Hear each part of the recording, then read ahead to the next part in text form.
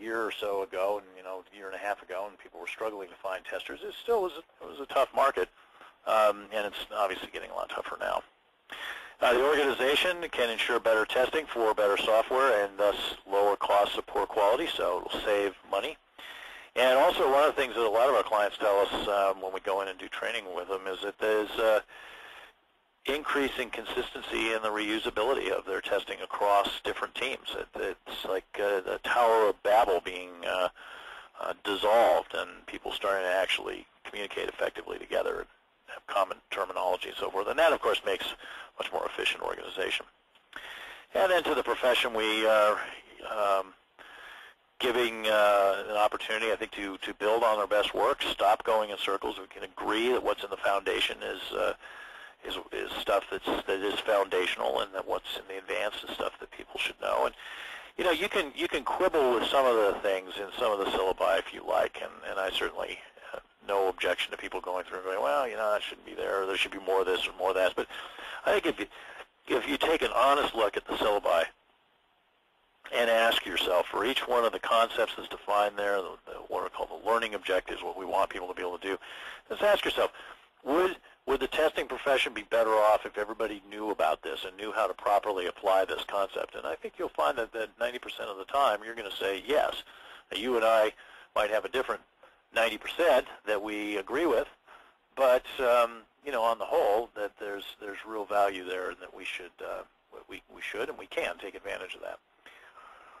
And as we start to build a consensus around that, that's going to define the profession and ultimately what professional testers know and should know, and start to set a level of expectation about what it means to be a professional tester.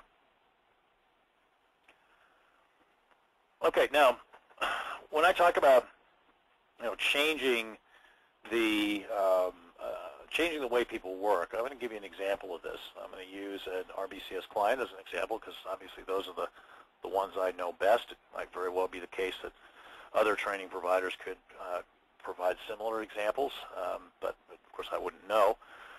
But anyway, one of our clients ran a foundation course as a pilot, trying to say, okay, we think this has value, and this is a large organization. They have a lot of offices in the United States. So they picked one team and said, yeah, we're going to pilot it here.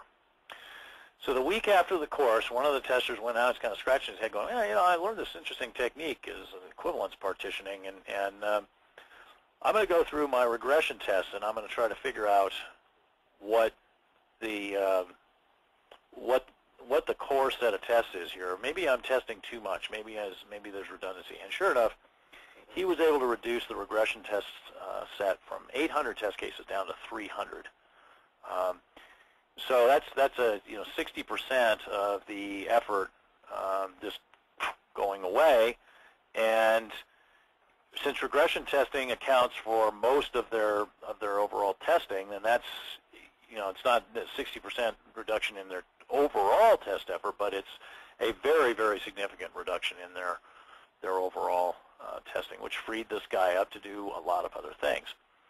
And this client now requires all their new testers to hold the foundation certificate, and is gradually working through training its entire staff of testers. So they clearly have seen a transformative value to getting these people certified, and this is just at the foundation level.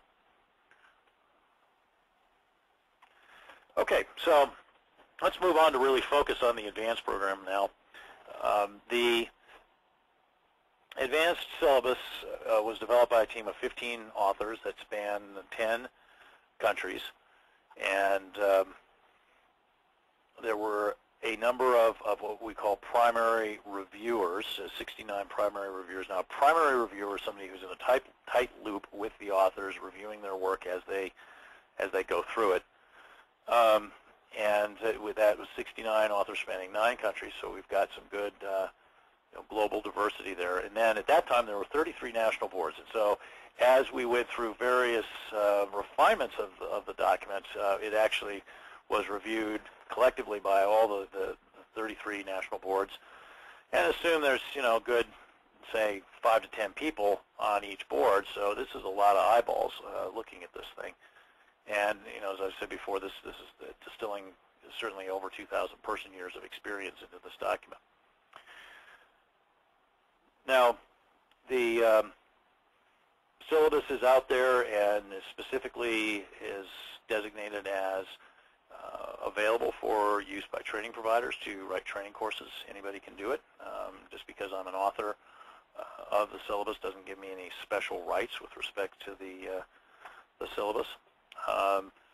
It's also available as a basis for a book, and again, as an author of books written from the syllabus, I'm one of a number of people who have and can write books based on it, and articles and other uses. It's really, as I said before, it's put out there to spread good ideas around the field.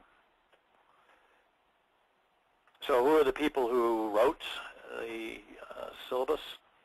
You see a list here in alphabetical order. The asterisks show people who are published authors on the topic of testing, and the plus says that somebody has 20 or more years of experience in software systems development and testing. And so you can see that we've got a lot of really very senior, very experienced people involved in this effort.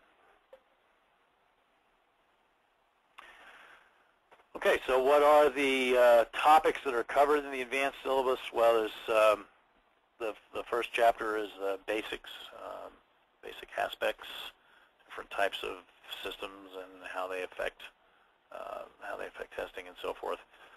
Testing processes, which is an expansion of the concept from the foundation level where it talks about the fundamental test process. The advanced level, that's expanded significantly.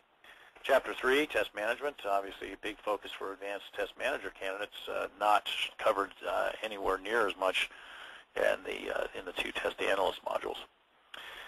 Conversely, test techniques and testing of software characteristics, chapters 4 and 5, are very much the focus of the two test analyst certificates, while the test manager certificate doesn't cover those at all. And just to give you an idea, it's probably the case that in an accredited training course, about 2 out of the 5 days in an advanced test manager course will be spent entirely on the test management chapter, and in the test analyst courses, it would be 2 to 2.5. In some cases 3 days spent on chapters 4 and 5. So you can see that they are very different that way. Chapter 6, reviews, is something which is covered both by test managers and test analyst certifications, though in very, very different ways. The test manager, of course, is focused on managing the review process, while the test analyst is focused on participating in it. And thus the material is a different focus depending on which of the 3 lenses you're looking at it from. Incident management, chapter 7. Again, this is covered by all 3 modules, but with a very different focus. The test manager is looking at incident management from a point of view of managing the process and gathering up, setting up the structures to gather the right information and so forth, whereas the test analyst is really focused on the how to write a good bug report, what information should it include, and so forth.